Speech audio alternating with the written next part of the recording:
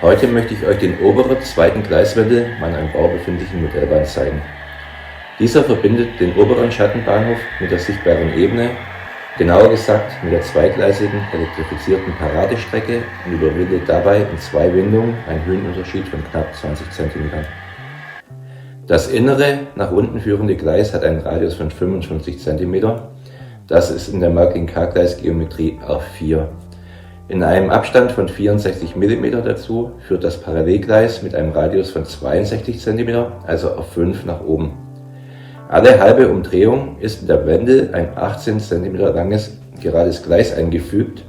Er ist also eher ein Oval als ein Kreis. Wegen dem geplanten Oberleitungsbetrieb ist das benötigte Lichtraumprofil allerdings relativ groß. Zwischen Schienenoberkante und der Unterkante des darüberliegenden Trassenbretts benötige ich mindestens 69 mm. Plane aber mit einer mittleren Höhe von 75 mm, um bei Ungenauigkeiten bei der Umsetzung nicht irgendwo mit dem Stromabnehmer hängen zu bleiben. Um die Steigung in einem verschmerzbaren Rahmen zu halten, habe ich wiederum den Trassenbau sehr dünn gehalten. Mit einem quasi endlosen Trassenbrett aus 2 schindelartig übereinander verleimten 4 mm Pappespaltstreifen und 2 mm Schallschutz aus Korktapete. Rechnerisch komme ich so auf eine mittlere Steigung von 2,4%. Der Einfachheit halber ist die Trasse wieder ganz simpel mit Holzbrettchen abgestützt. Dass auch diese Gleiswendel bei mir wieder eine transparente Absturzsicherung erhalten hat, ist klar. Um die Trassenneigung möglichst gleichmäßig zu gestalten, habe ich beim Bau eine gute alte Wasserwaage eingesetzt.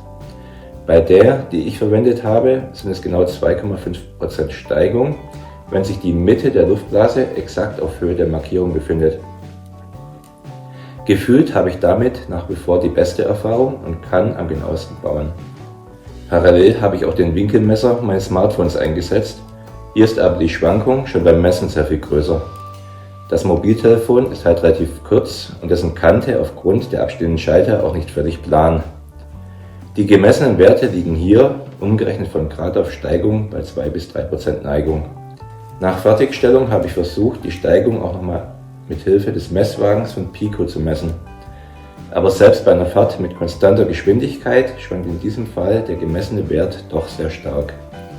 Und dies auch, wenn man einen Streckenabschnitt mehrfach befährt, in unterschiedlicher Weise. Von dem her würde ich unterstellen, dass die Schwankung weniger von meiner Gleiswendel und eher vom Messsystem herrührt.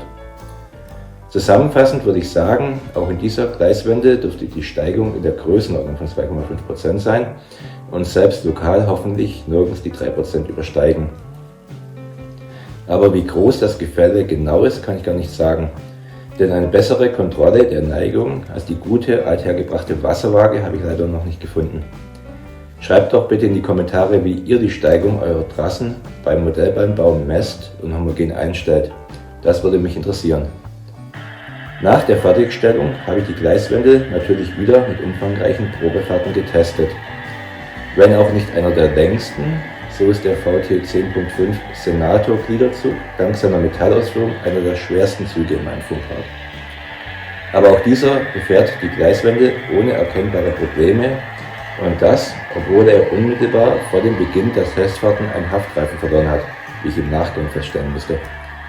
Somit kann ich das Kapitel Gleiswendelbau erst einmal abhaken und werde mich nun um die Gleistrassen der Nebenbahn und dann hoffentlich bald auch um die Paradestrecke kümmern. Wenn ihr mich dabei begleiten wollt, abonniert gerne meinen Kanal oder schaut euch auch die anderen Videos in der verlinkten Playliste zum Bau meiner ganz persönlichen Modellbahn-Traumanlage an.